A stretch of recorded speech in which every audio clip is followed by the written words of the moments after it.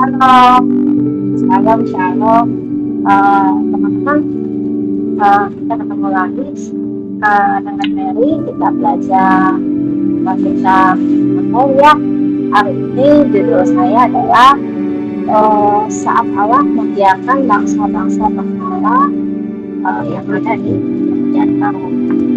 Itu sebelumnya waktu zaman lalu saya berbagi tentang saat Allah membebas bangsa-bangsa berhala itu dari mana. Beda ya perlakuan Allah di perjanjian lama dan perjanjian baru. Nah, ini yang mau saya bagikan ke teman-teman materi ini. Murni ini semua adalah dari kitab, dari hasil penggalian saya, dan ini sekedar wacana ya, membuka pikiran dan juga untuk kita sama-sama menggali ya, menggali tentang kebenaran firman Tuhan. Dan jika ada koreksi atau apapun bisa silakan memberikan saran atau masukan untuk bahan-bahan ini lebih diperlengkapi. Terima kasih sebelumnya. Seperti dan yang berbagi saran, terima kasih untuk Pak Kudus ya yang sudah mendukung saya sampai ke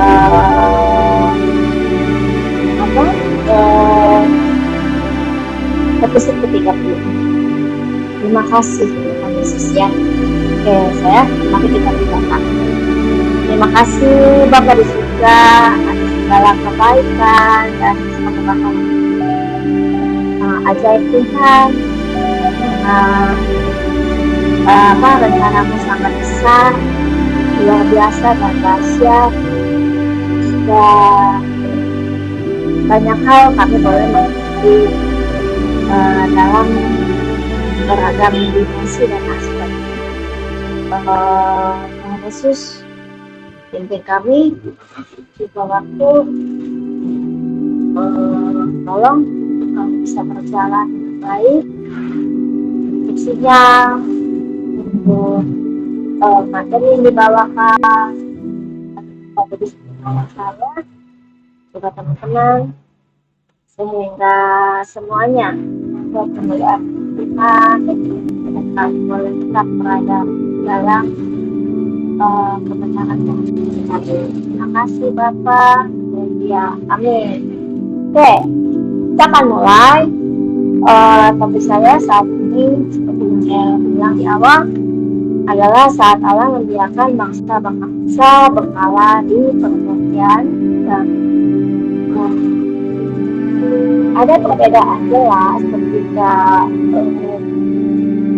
di perjanjian lama Allah memerintahkan orang Israel untuk membuat bangsa-bangsa.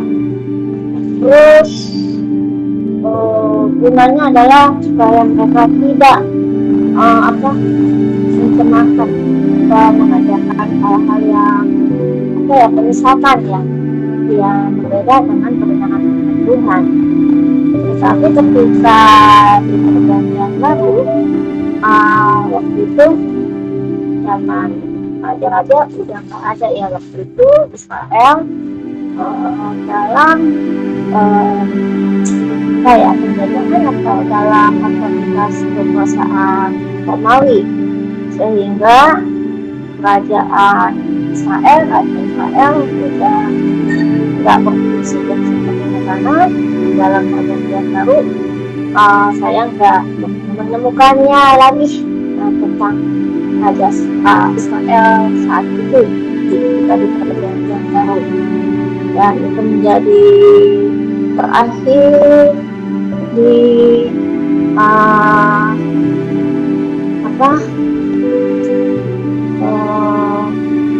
setelah pembuangan Babel. Dan ketika mereka berkawan dengan Roma, Persia, manusia, kemudian Roma ya Mas, dan sampai pada masa dan dia baru ini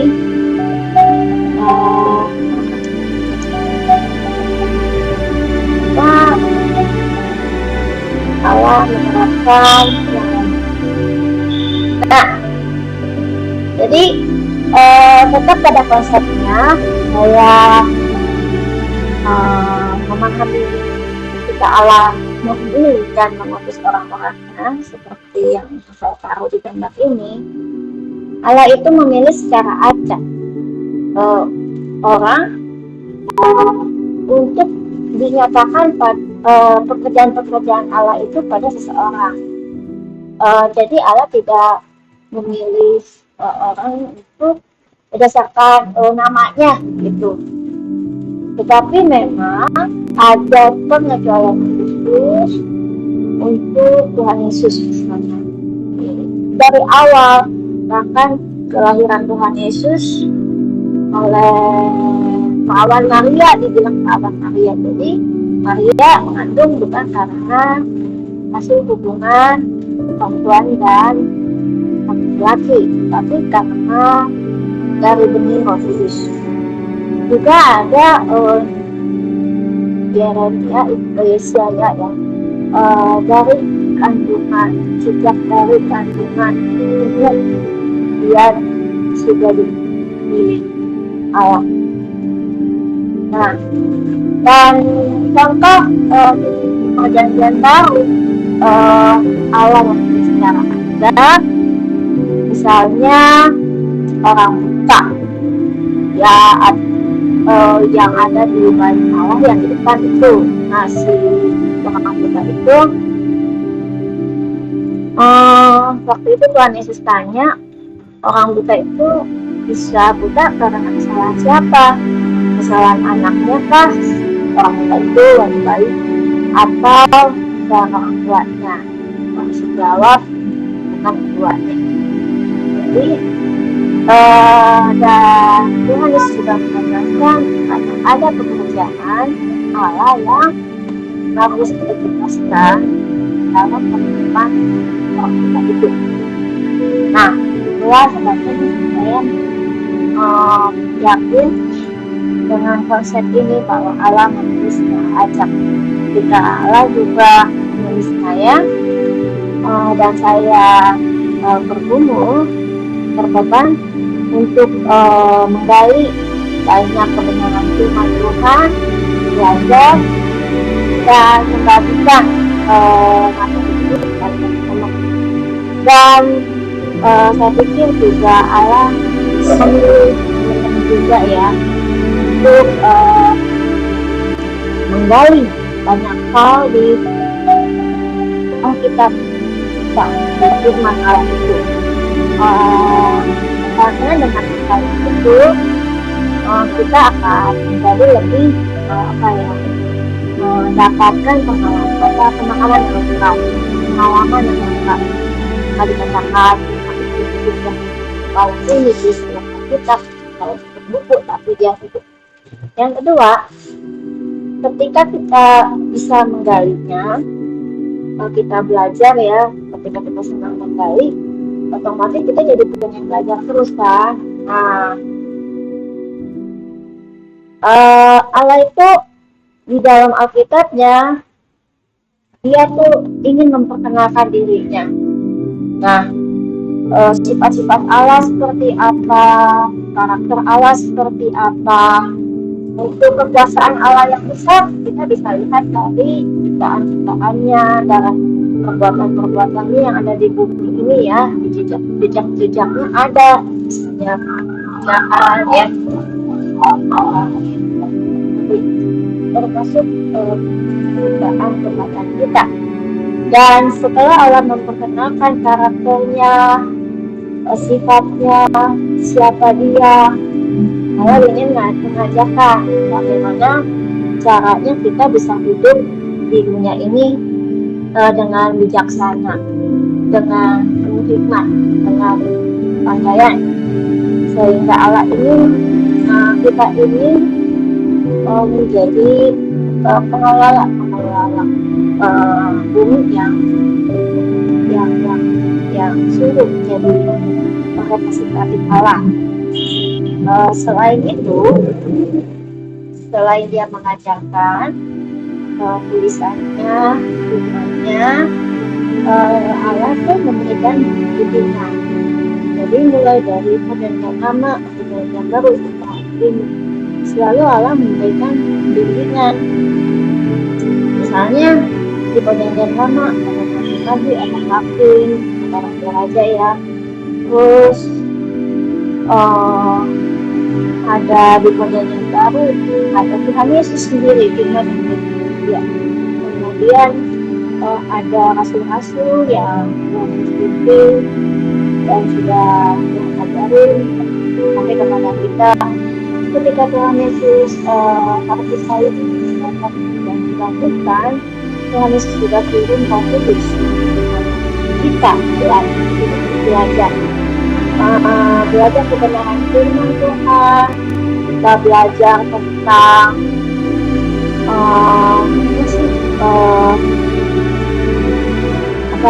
bagaimana firman itu diterapkan. Terus kadang-kadang kan kita juga merasa seperti itu ya, karena kita istilahnya ini saya juga memiliki kehidupan masa lalu yang kebiasaan lama yang kita, sehingga itu pun membuat kadang-kadang kita mau melakukan firman, saya mau melakukan, tapi ada hal dulu masa lalu saya pernah tidak melakukan itu, dan seperti ada penghakiman di diri sendiri. Dan itulah gunanya Roh Kudus menolong kita, menolong saya dan teman-teman untuk kita bergerak, untuk tetap melakukan kebenaran firman itu. Kemudian juga melatih bagaimana saat kita jatuh dalam pencobaan, kemudian kita harus bertahan, harus melawan, mengungkapkan pendapat, berdoa, atau mengatakan kebenaran firman kepada teman kita. Juga responnya, sikap kita juga itu begitu memimpin kita. Cuman ini hanya terjadi jika kita memiliki hati yang hati itu. Misalnya kita merasa hadapan orang yang keras hatinya, mungkin akan sulit ya karena panggilan ini. Yang ketiga adalah ketika tadi udah berhasil ya, dikenalkan, diajarkan, kemudian dilatih, selanjutnya Allah memberikan tambahan kapasitas. Kan jadi kapasitasnya diperbesar. Hanya dulu yang menjadi jemaat ya, dulu itu saya itu yang di belakang duduknya, kemudian dikasih tambahan kapasitas pekerjaan Roh Kudus yang mendorong di hati, ayo melakukan ini dan itu, ayo belajar ini dan itu. Terus kemudian setelah didorong, kemudian ada teman-teman yang juga ikut saling mendukung dan membantu ya. Akhirnya dengan kekurangan itu hasil perjalanan waktu, kemampuan kita terasah, ada muncul ya yang namanya KLK dan Alhamdulillah. Dan ini pun termasuk yang saya kerjakan sebelumnya, nggak pernah terpikir oleh saya membuat hal seperti ini, membangun materi ini, membuat banyak materi pelajaran Tuhan. Saya dulu juga nggak terlalu suka baca Alkitab, tapi entah kenapa semakin hari kesini membaca Alkitab itu sangat menyenangkan. Itu ya, Roh Kudus itu memang luar biasa. Lalu kepandaian yang Ya pas ketika kita baca firman itu kadang-kadang kita bingung, saya tuh bingung ini apa ya maksudnya, tapi sini-sini ketika kita udah makin intens ya sering belajar, kita mau apa belajar menggali dan pengalaman hidup kita kudus yang begitu membuat kita jadi belajar firman ya anggaplah bukan demensi ya gitu. Jadi lihat, baca, kemudian praktek, yang kedua, ketiga menemukan tantangannya, ada perasaan, kemudian keempatnya harus memberi respon, gitu ya. Lalu praktek. Nah, itu semua hanya bisa terjadi ketika Tuhan Yesus itu Bapak kita menempatkan saya pada kondisi pelatihan tertentu yang mendukung hal-hal itu. Nah, saya sangat berterima kasih kepada Tuhan Yesus untuk COVID misalnya. Memang itu sangat menyedihkan, tetapi ya COVID itu membuat kita tidak bisa berpikir secara tatap muka dengan bebas. Tetapi kita mau nggak mau, saya jadi harus belajar ya teknologi. Dan Tuhan kita terjadilah momen seperti itu. Dan keempat, setelah orang-orang itu yang dipilih itu dikenalkan poin 2 selesai, poin 3. Nah, tapi kan poin 3 mereka sudah melakukan pekerjaannya. Yang keempat adalah ketika mereka sudah selesai melakukan pekerjaannya atau sedang melakukan pekerjaannya, Allah memberikan konsekuensinya dengan memberikan nama baru. Misalnya Simon dulu menjadi Petrus, si batu karang. Terus Abraham menjadi Abraham, Saulus menjadi Paulus, yang kemudian Sarai menjadi Sarah, gitu ya. Terus ada lagi apa ya?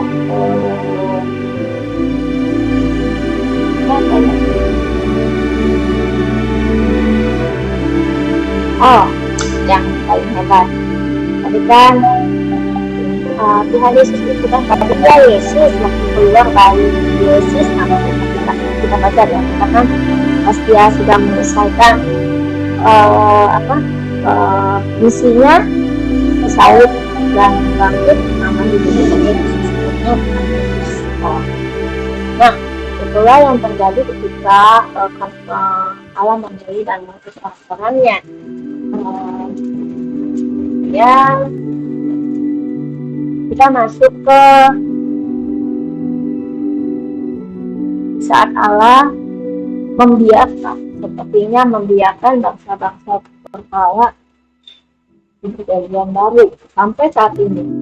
Nah, saya menuliskan di sini ada Perjanjian Baru itu era keselamatan baru, di mana salib Tuhan Yesus itu sungguh menjadi pintu, menjadi pembuka bagi kita untuk kesempatan belajar firman Tuhan dengan lebih baik. Kenapa?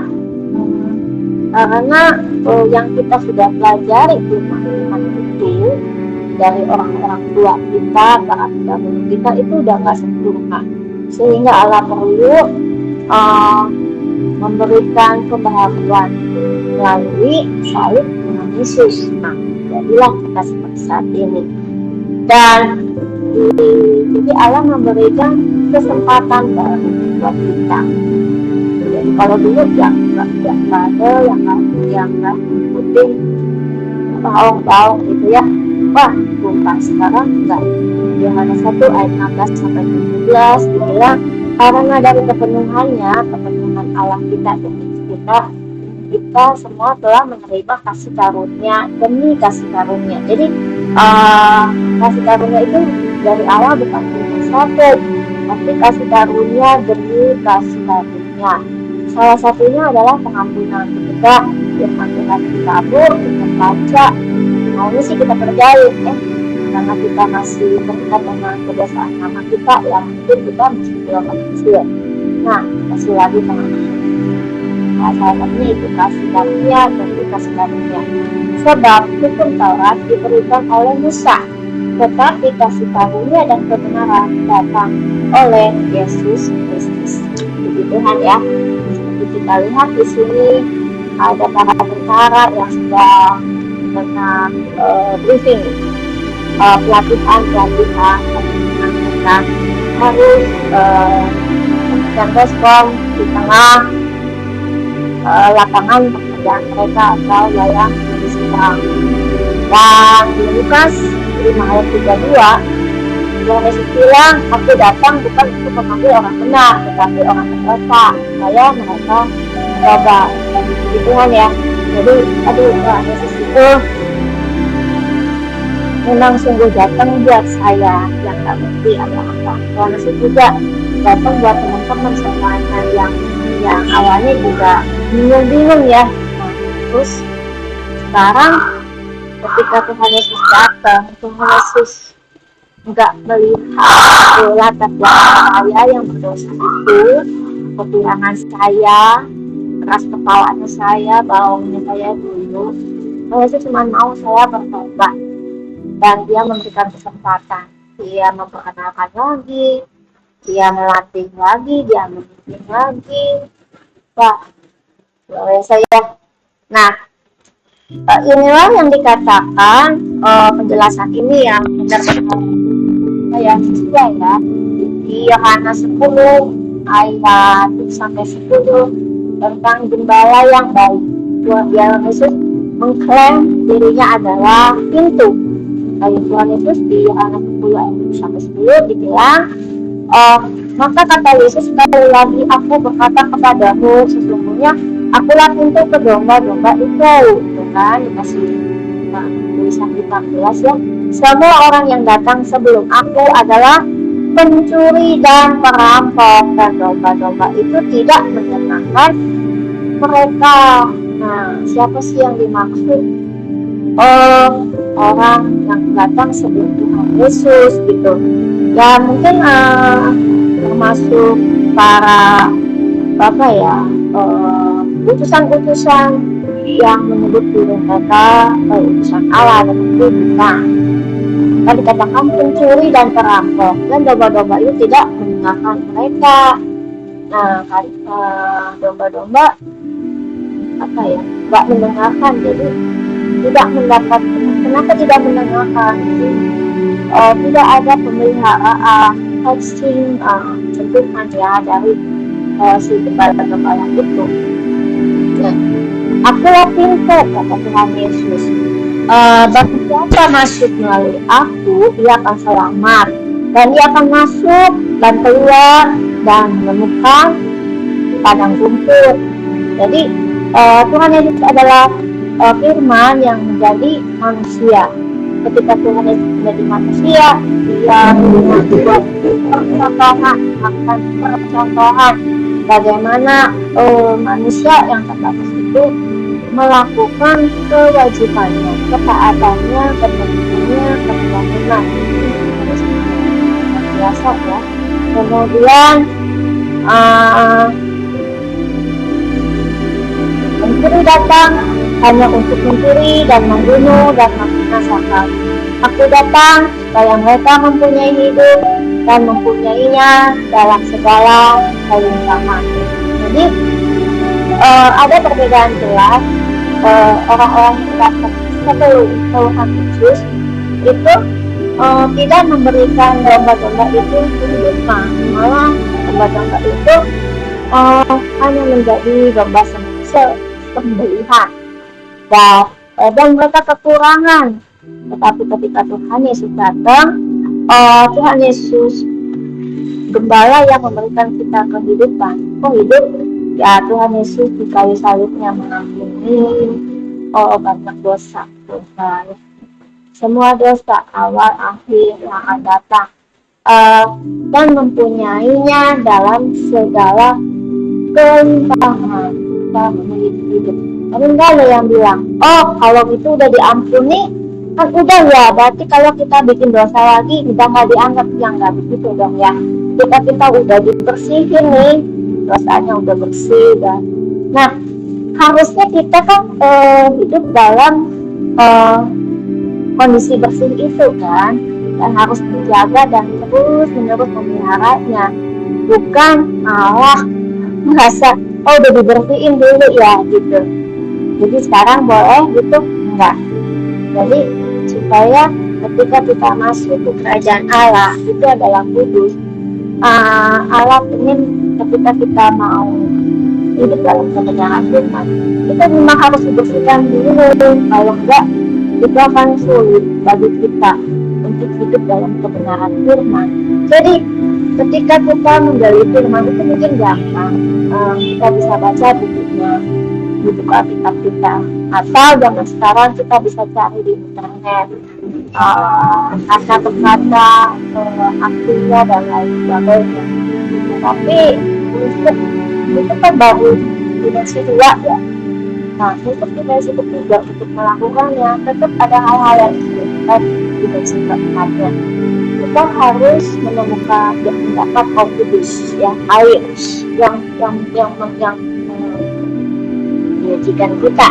Nah, itulah dibilang memberikan kehidupan dan kelimpahan.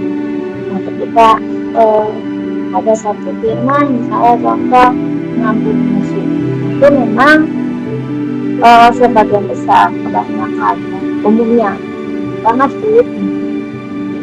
Kadang kita juga sulit mengendalikan emosi kita. Kita seperti tersesat, mungkin ya, terperangkap dalam emosi itu. Tetapi Roh Kudus menolong kita untuk memahami firman, kemudian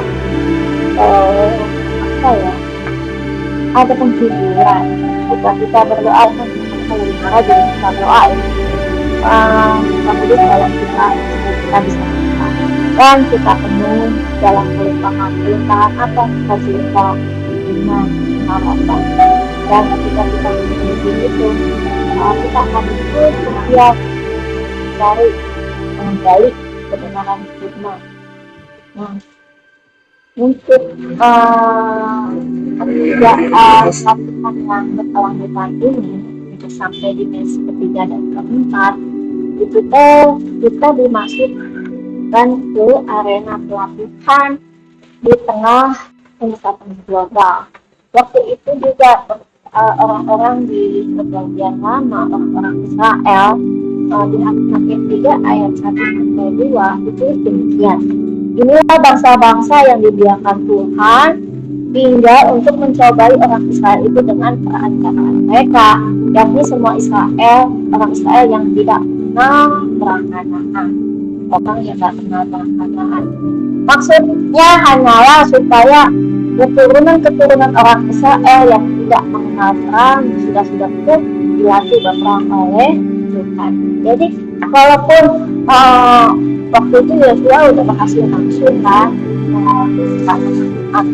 melakukan perubukan kok ya dan perangnya semuanya, tapi orang Israel yang baru generasi baru ini tetap harus melatih perang. Nah, sama seperti kita, ketika kita tahu kebenaran firman Tuhan, Allah ingin kita hidup dalam kebenaran firman itu. Nah, memang untuk hidup dalam kebenaran firman itu pekerjaan sulit dan harus kita berkepungan, ketaatan penuh, terus juga kerendahan hati ya, mau belajar, terus juga menerima banyak masukan, masih banyak trial error lah. Jadi mungkin kayak tadi gitu, tentang mengampuni. Misalnya tahap 1 jika kita baca, wah kita harus mengampuni, tapi saat itu kita belum bisa, dan kita doa begitu tolong maafin saya belum bisa. Nah, tapi saya udah tahu firman, tapi saya belum bisa. Dan Roh Kudus akan terus membimbing kita dari waktu ke waktu sehingga kita akan sampai dalam kualitas yang lebih baik untuk kita melakukan kebenaran dan puji Tuhannya ya gitu. Dan ini ya salah satunya yang benar-benar begitu realitas ya dalam saya. Hanya ketika dulu saya masih SD ya, kelas berapa gitu ya, saya tuh pernah dibully ya sama teman saya. Tapi entah mengapa masuk ke SMP, SMA, saya tuh nggak pernah ingat ya apa maksudnya perlakuan mereka. Saya tahu pernah merasakan dibully, tapi saya tidak benci kepada mereka. Saya hanya belajar waktu itu, mereka tidak kenal saya, dan saya pikir saya juga tidak perlu dalam kelompok mereka. Jadi yang saya perlu waktu itu bagaimana saya harus hidup dengan baik. Dan waktu itu saya masih Katolik, masih sekolah minggu ya, atau sekolah ya, kalau apa suster dia malah dibilang sekarang saya menjadi Kristen. Dan itu yang menolong saya sampai saat ini. Sampai sekarang juga masih saya tidak pernah bisa gitu ya sampai mengingat kebencian atau kesukaan gitu sama seorang yang lama.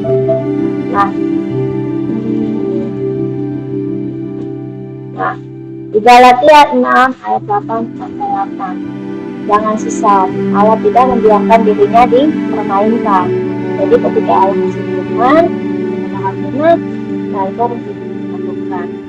Walaupun tidak ada kali Tuhan musuh, tetap tidak berekan kepada kita, tapi tetap Allah mau kita melakukan itu karena apa yang ditabur orang itu juga ya akan dituainya, benar ya. Jadi bukan maksudnya apa ya, tabur tuan konsep yang lama. Jadi gimana? Karena apa yang tabur orang juga yang akan dituainya. Misalnya tadi tentang benang. Ketika saya tidak mau mengampuni, artinya saya tetap menabur dalam kebencian. Saya nggak mau mengampuni orang lain, nggak mau mengampuni orang lain. Akhirnya apa yang saya tuai adalah hidup saya yang hilang sukacitanya itu. Ketika saya nggak bisa mengampuni orang lain, sukacita saya yang hilang. Ini bukan karena saya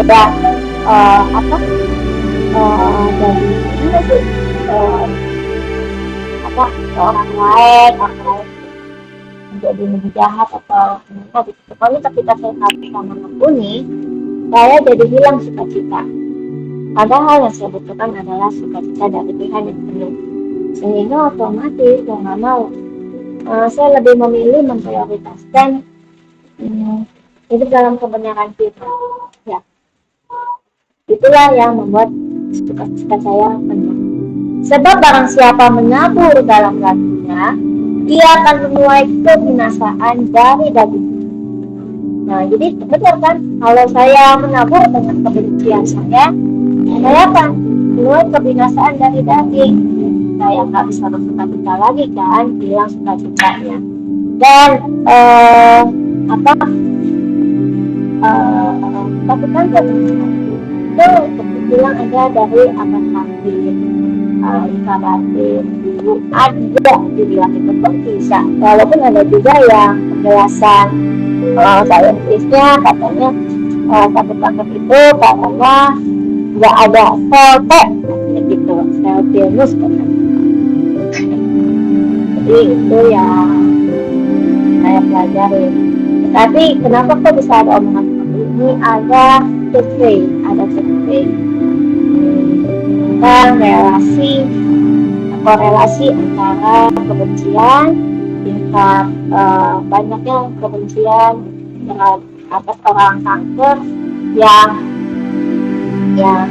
punya masa lalu kebencian dengan orang kanker dan tidak punya kebencian mungkin dengan orang yang sehat, memang dia nggak punya kebencian. Nah, lanjut lagi, tetapi barang siapa menabur dalam roh, dia akan mulai hidup yang kekal dari roh itu. Nah, menabur dalam roh, hidup di dalam kebenaran roh, hidup dalam tuntunan Roh Kudus. Nah, sehingga kita akan memulai hidup dari yang kekal dari roh itu. Seperti tadi, ketika kita mau mengampuni, saya mau mengarah sukacita, dan ketika saya tetap dari sukacita Tuhan, saya merasa hidup saya menyenangkan. Dan inilah seperti pohon yang bertubuh yang hijau, seperti pohon yang ditanam di tepi air selalu berbuah pada musim. Luar biasa ya Tuhan ya. Nah, lalu di Alkitab itu di Galatia 5 ayat 19 sampai 21 itu ditulis tuh tentang perbuatan daging yang nggak mendapat bagian dalam kerajaan Allah, perbuatan daging yang tidak mendapat bagian dalam kerajaan Allah. Jadi ketika kita dari perjanjian baru ini ada salib Tuhan Yesus, tadi kan dibilang perbuatan daging kita masih ada, walaupun dosa kita udah diampuni ya. Ini perbuatan dagingnya masih ada, tapi Tuhan mau kita hidup dalam keinginan roh, melakukan kehendak roh, ya perbuatan roh. Nah, itulah yang mendapat bagian kerajaan Allah. Tapi ketika kita tidak dapat mengendalikan perbuatan daging kita, nah inilah yang dibilang tidak memiliki kesulitan. Jadinya tadi di Galatia 5 ayat 19 sampai 21 isinya apa aja itu, tak pulang, tapi hidup kudus ya, kecemaran, hawa nafsu, penyembahan kepala, sihir, perseteruan, kelebihan, hati ya, sihir ya, amarah, nggak bisa mengendalikan, dikit-dikit marah, cita-citanya nggak ada, mementingkan diri sendiri, gimana ya. Kemudian persaudaraan, pemecah belah, gitu ya, kedengkian, abu, pastambora dan sebagainya.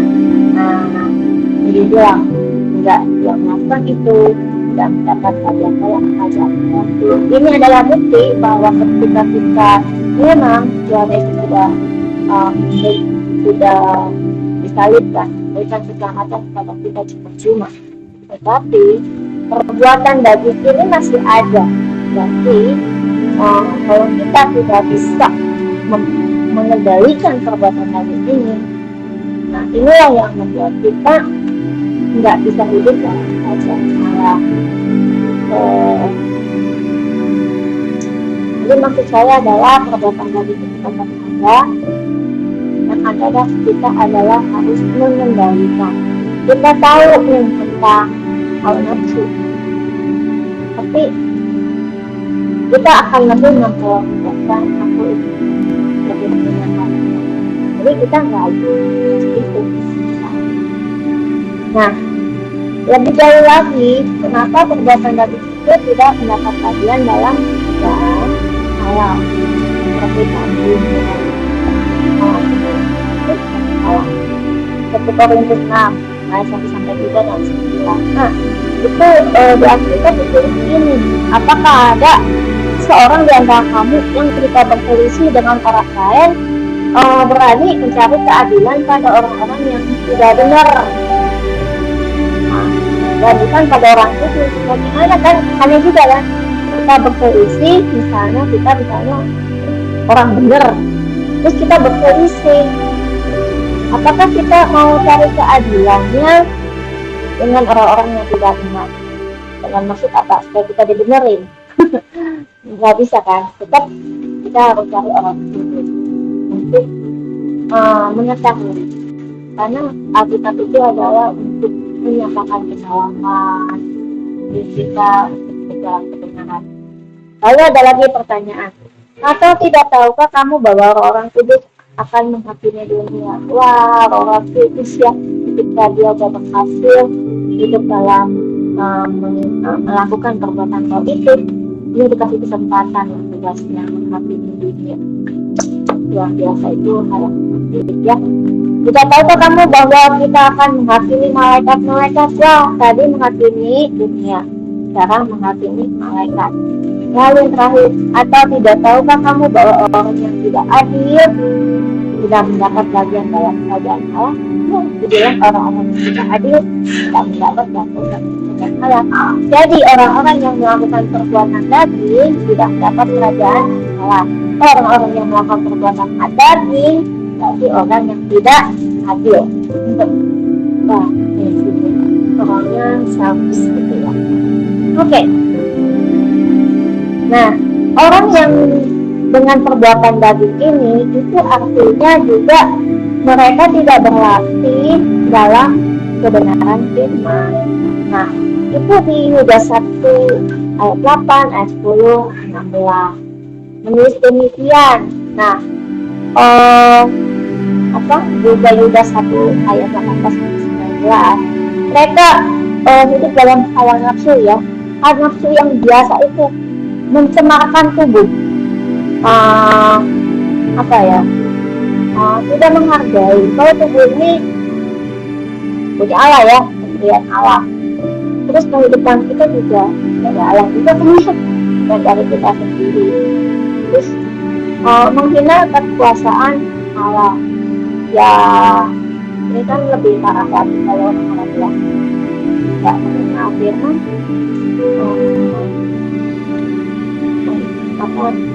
kita membuat kata-kata bijak itu seperti yang waktu yang dikali ketika orang laki-laki itu ngejek ke kamu Islam, kalau kamu Islam panggil itu enggak itu kamu tahu ya, suka banget ya, menghujat semua yang mulia juga menghujat seperti misalnya satunya adalah protes misalnya itu kita masih jalan itu ya, saya belajar kita teman-teman yang juga mengaji itu lagi protes karena kok ditolak ya menikah di gereja. Udah pasti ya itu di luar aturan kebenaran Tuhan. Tapi kata mereka saling mencintai dan Allah itu adalah kasih, katakan. Kenapa kasih itu nggak boleh gitu di gereja? Pertanyaan yang sangat sulit ya untuk diselesaikan dengan kekerasan hati.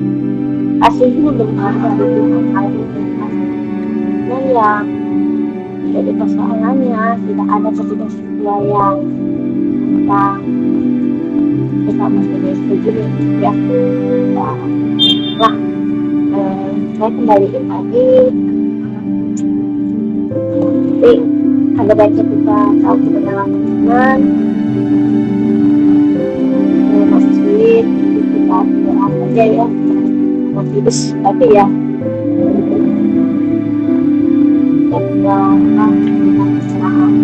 kemudian menggerutu dan mengeluh. Nah, waktu itu juga kan banyak banget ya, sampai sekarang sih juga masih begitu.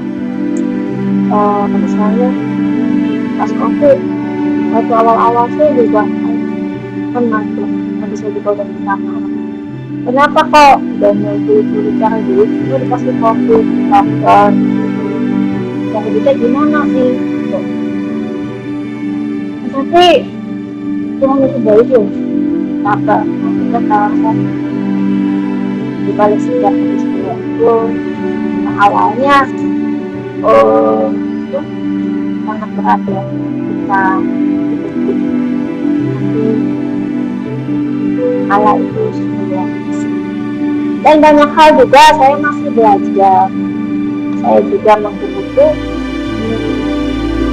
tetapi banyak hal juga Allah yang sabar itu mempunyai saya memahami satu persatu kebutuhan itu.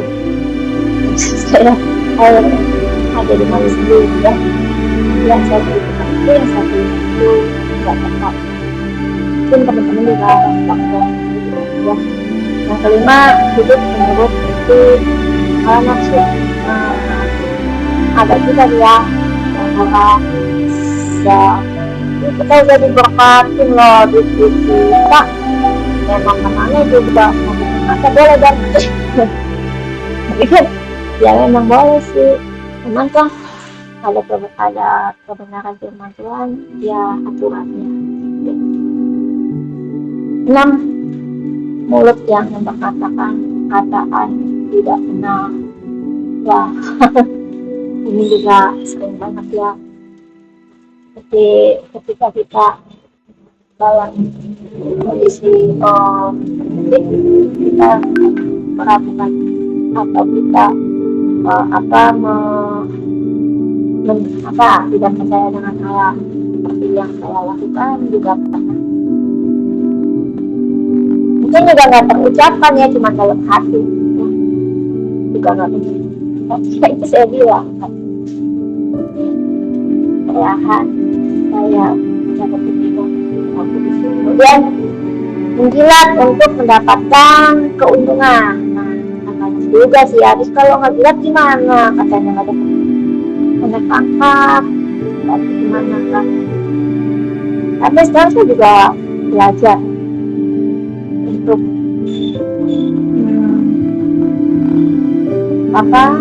mempertahankan sikap ya ya. Yang ke-8, memecah belah antara hubungan antar ya. Ini supaya misalnya orang itu mau berpartner dengan saya banyak wah itu sangat tidak adil ya. Tadi dibilang orang yang tak adil tidak dapat bagian dalam kerjaan Allah. Orang yang hidup dalam keadaan batinnya itu berarti tidak berlatih dalam kebenaran firman. Nah, terus ada lagi mungkin ada orang bilang zaman sekarang kan teknologi ya, ada kekuatan daring lain dalam bentuk komunikasi diri dan tampil WhatsApp ya. Nah, bukannya di sana ini aku juga tak tahu. Teman ini ada VR ya. Dan ini kita bisa seperti soal sedang bermain di daerah itu, namanya kita bisa menikmati suasana komputer ya. Ambil gamenya program komputer kita pakai ini, saya jalan-jalan serasa kalau iya. Ya. Nah, dan itu juga atau di Facebook ya kita posting macam-macam. Ya masalah sih nggak apa-apa juga sih, kalau aku buat sendiri ya. Tapi gimana ya? Mungkin teman-teman ngerti ya. Jadi perbuatan ini adalah suatu wacana ya. Self-centered sebagai salah satu bentuk gangguan jiwa ini tampil ke permukaan setiap saat melalui tulisan atau gambar. Nah, ini saya ambil data ini dari tulisan komunitas anak ya, Mbak Darul. Ada beragam tipe penampilan di media sosial dia membuat dirinya menjadi orang yang menarik. Oh, percaya diri berlebihan, ya. Serba tahu, sombong, inferior, atas, terlalu sibuk, terlalu mencintai diri sendiri. Atau ada juga orang yang teraniaya, lemah. Jadi ketika orang menampil, ya ada beragam apa sih tujuan, ya. Saya juga pakai media sosial, tapi saya lebih kepada untuk promosi bisnis saya gitu, tapi bukan untuk saya. Dan sekali lagi untuk apa sih video ini adalah apa sih wacana, ya, catatan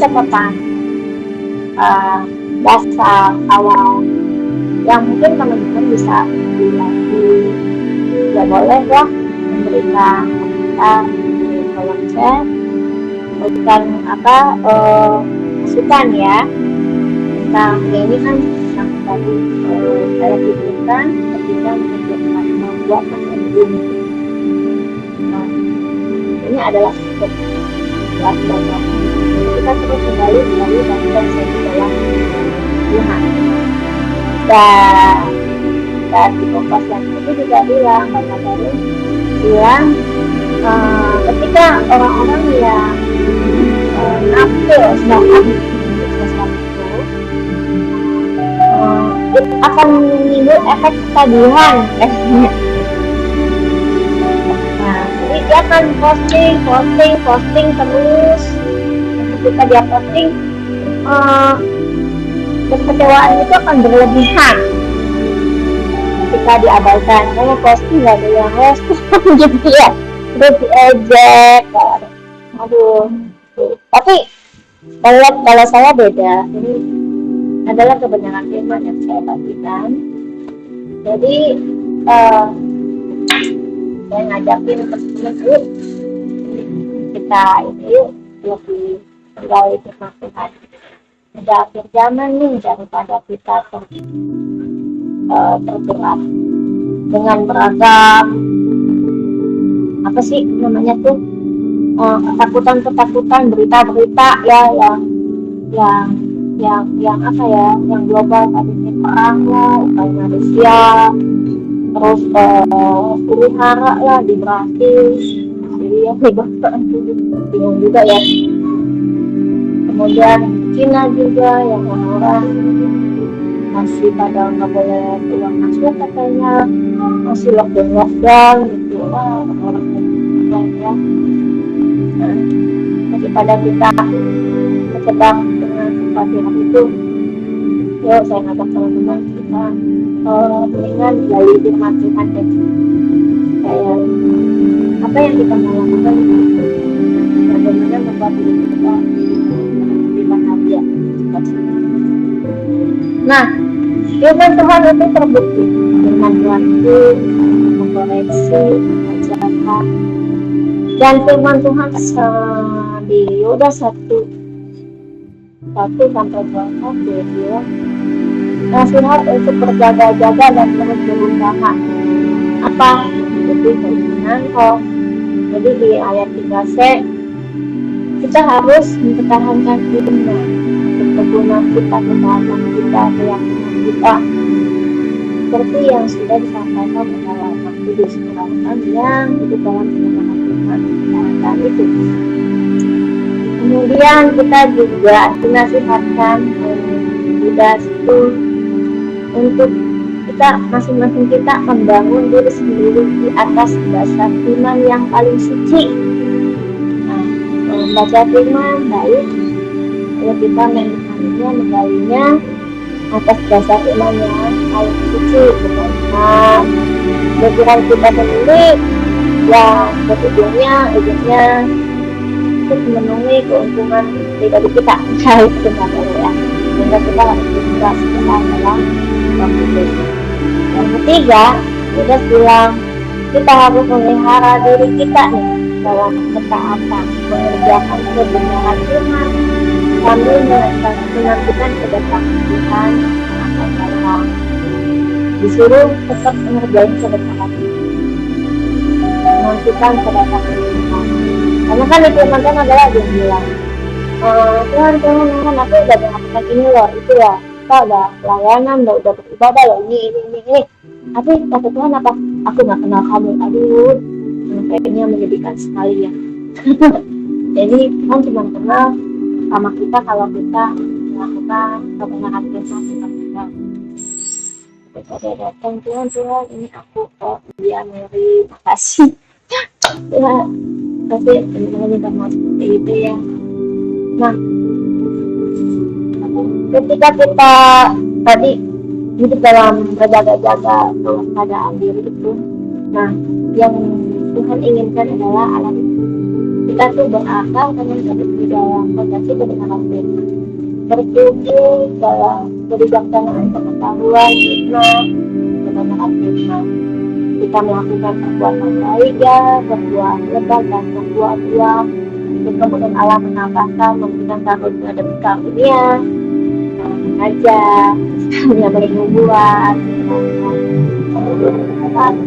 baik, menikmati, sahabat, doa, itu semuanya itu yang Tuhan ingin bikin kan. 2 Timotius 3 ayat 5 sampai 15. Firman Tuhan itu harus kita udah pelajari, kita masukin ya, itu dari kecil. Makanya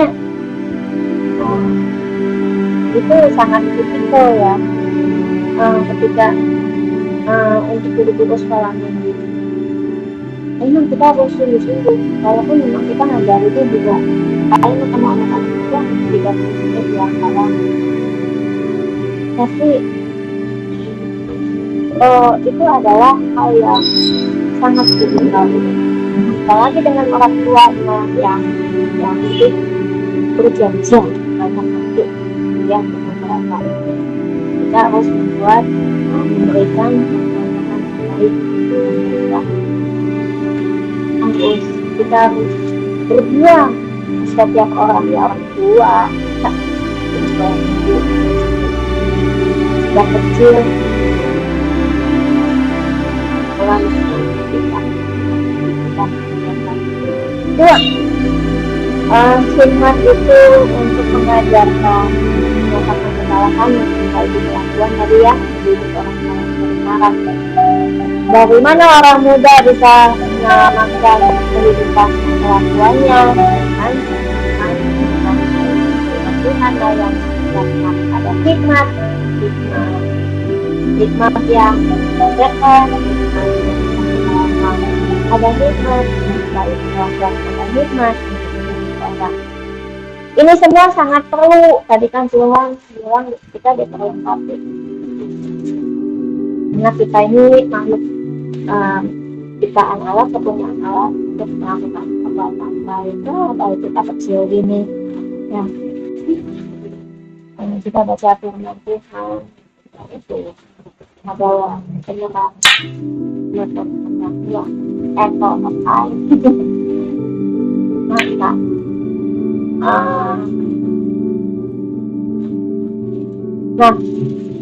sekarang kita tiba.